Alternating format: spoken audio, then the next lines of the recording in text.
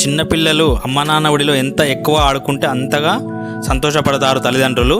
అదేవిధంగా మన అర్జునుడు కూడా శ్రీకృష్ణ భగవంతుడు అదే విధంగా ఉన్నాడు. అదే మనకు భగవద్గీతలో 11వ అధ్యాయంలో ఈ శ్లోకాలు చెప్తున్నాయి.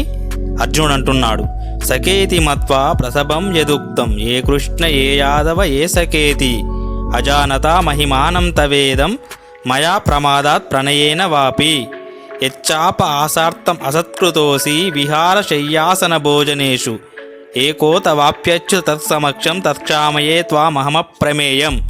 విశ్వరూపుడవైన నీ మహిమను గుర్తింపజాలక నిన్ను సకుడవని ఎంచి పొరపాటున గాని చనువుచే గాని కృష్ణ యాదవ సఖ అని వినయరహితంగా దేనిని వచించి ఉన్నానో మరియు అచ్యుత విహార శయన ఆసన కాలాల్లో గాని నీ ఎదుట గాని వెనుక గాని నీ ఒక్కడవే ఉన్నప్పుడు గాని లేక ఇతరులతో ఉన్నప్పుడు గాని పర్యాసార్థం నీకు చేసిన అమర్యాదకు అప్రమేయుడవైన నీ వద్ద క్షమాప్రార్థన కోరుతున్నాను.